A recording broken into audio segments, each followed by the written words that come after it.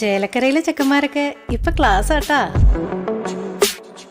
അതിനൂതന hi tech സാങ്കേതിക വിദ്യകളോടെ വൻ നഗരങ്ങളെ പോലും വെല്ലുന്ന സൗകര്യങ്ങളുമായി നമ്മുടെ ചേലക്കരയിൽ Naturals beauty parlour, doctors tower, near bus stand, Chelakkara.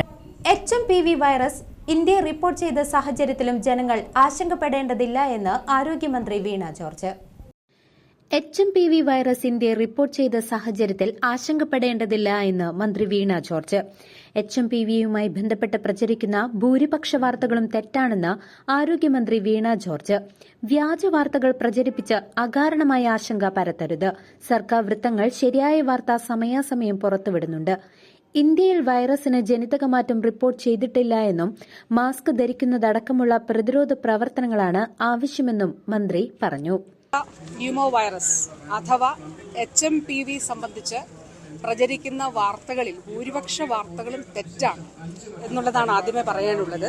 പ്രത്യേകിച്ച് ഇന്നലെ ചില മാധ്യമങ്ങളിൽ ഇത് ആദ്യമായിട്ട് ഇന്ത്യയിൽ റിപ്പോർട്ട് ചെയ്തു, കണ്ടെത്തിയിരിക്കുന്നു എന്നൊക്കെ മട്ടിലുള്ള വാർത്തകൾ വന്നു.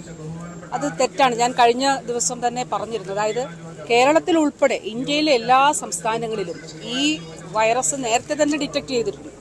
2001 ലോകത്ത് ആദ്യമായിട്ട് ഇത് കണ്ടുപിടിക്കുന്നത്.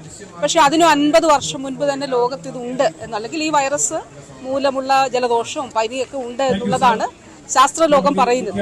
ഇപ്പോ കേരളത്തിന്റെ സ്ഥിതി പരിശോധിച്ചാൽ എല്ലാ സംസ്ഥാനങ്ങളിലും ഉണ്ട്. ഇപ്പൊ കേരളത്തിന്റെ സ്ഥിതി പരിശോധിച്ചാൽ നമുക്ക് പരിശോധനാ സംവിധാനങ്ങളുണ്ട്. അതുകൊണ്ട് IAV institute of advance virology 2023-24 വർഷം, കാരണം ഈ IAV പ്രവർത്തനം ആരംഭിച്ചതിന് ശേഷം നമ്മൾ സാമ്പിൾസ് അയക്കുമല്ലോ, ആ സാമ്പിൾസ് അയക്കുമ്പോൾ പരിശോധിച്ചതിൽ 11 കേസസ്, അത് സാമ്പിൾ സൈസ് വളരെ കുറവാണെന്നുള്ളത് കാണും. അപ്പോൾ 11 കേസ് കണ്ടെത്തിയിട്ടുണ്ട്. അപ്പം സ്റ്റേറ്റ് പബ്ലിക് ഹെൽത്ത് ലാബ് ഇത് റെസ്പിറേറ്ററി പാനൽ നമ്മൾ പരിശോധിക്കുമ്പോൾ റെസ്പിറേറ്ററി പാനലിന്റെ പരിശോധനയിൽ ഇത് നമ്മൾ പരിശോധിക്കാറുണ്ട്. അപ്പോൾ പല തവണ നമുക്ക് നേരത്തെ തന്നെ ഇത് കണ്ടെത്തിയിട്ടുള്ളൊരു വൈറസാണ്. അപ്പോൾ ഒരു തരത്തിലും ആശങ്കപ്പെടേണ്ടതില്ല എന്നുള്ളതാണ് ഒരിക്കൽ കൂടി വ്യക്തമായി പറയാനുള്ളത്. അത് ICMR Indian council of medical research ഇത് ഇന്നലെ അവരുടെ കുറിപ്പിലൂടെ വ്യക്തമാക്കിയിട്ടുണ്ട്. ഇത് പുതിയ വൈറസ് അല്ല, ആദ്യമായിട്ടല്ല കണ്ടുപിടിക്കുന്നത്, ഇന്ത്യയിൽ നേരത്തെ തന്നെ ഉള്ള വൈറസാണ്. അതോടൊപ്പം തന്നെ ഇപ്പോൾ നിലവിൽ HMPVയുമായി ബന്ധപ്പെട്ട് ജലദോഷം അങ്ങനെയുള്ള കാര്യങ്ങളാണ്. ഇതിന് ഒരു വാക്സിൻ അങ്ങനെയല്ല, അതിന് സപ്പോർട്ടീവ് ട്രീറ്റ്മെന്റ് ആണ് ഉള്ളത്. അതല്ല എന്തൊക്കെയാണ് ലക്ഷണം അതനുസരിച്ചിട്ടുള്ള സപ്പോർട്ടീവ് ട്രീറ്റ്മെന്റ് ആണ് ഇതിനുള്ളത്. അതോടൊപ്പം എന്താണ് ചെയ്യേണ്ടത്? അപ്പൊ ചില രാജ്യങ്ങളിൽ നല്ല രീതിയിൽ റൈസ് ഉണ്ട് എന്ന് പറയുന്നുണ്ട്. അപ്പോ ഇതിനെ പ്രതിരോധിക്കാൻ നമ്മൾ യാത്ര ചെയ്യുന്നവരാണല്ലോ കേരളീയർ, നല്ല രീതിയിൽ ആഭ്യന്തരമായിട്ട് അല്ലെങ്കിൽ കേരളത്തിന് പുറത്ത് യാത്ര ചെയ്യുന്നവരാണ്. അപ്പോൾ അതിൽ ചെയ്യേണ്ടതായിട്ടുള്ളത് മാസ്ക് ധരിക്കുന്നത് അഭികാമ്യമാണ്. അത് ആരൊക്കെ ധരിക്കണം? പ്രത്യേകിച്ച് ഗർഭിണികൾ, പ്രായമുള്ളവർ, ഗുരുതര രോഗങ്ങളുള്ളവർ മാസ്ക് ധരിക്കുന്നത് നല്ലതാണ് എന്നുള്ളതാണ്. ഇത് നമുക്ക് ഏത് രോഗത്തെയും ഇങ്ങനെയുള്ള പകർച്ച പനികളെയൊക്കെ തന്നെ പ്രതിരോധിക്കാനായിട്ട് സാധിക്കും. അപ്പൊ കേരളം എന്ത് മുൻകരുതൽ എന്ന് ചോദിക്കുമ്പോൾ നമുക്കിത് പ്രത്യേകമായിട്ടുള്ളൊരു പുതിയ സാഹചര്യം ഇവിടെ ഇല്ല. പക്ഷേ കേരളം ഇത് നിരീക്ഷിക്കുന്നുണ്ട്. ലോകാരോഗ്യ സംഘടന ഇത് സംബന്ധിച്ച് ഇതിൽ ജനിതക മാറ്റങ്ങൾ ഉണ്ട് എന്ന് പറഞ്ഞിട്ടില്ല. ഡോക്ടേഴ്സും ആരോഗ്യ വിദഗ്ധരും ഇതിൽ ജനിതക മാറ്റം ഇല്ല എന്നാണ് പറയുന്നത്. ഇതിന്റെ ഒരു സിവിയറിറ്റി സംബന്ധിച്ച് ഒരു ഔദ്യോഗിക സ്ഥിരീകരണങ്ങളും ഇല്ല.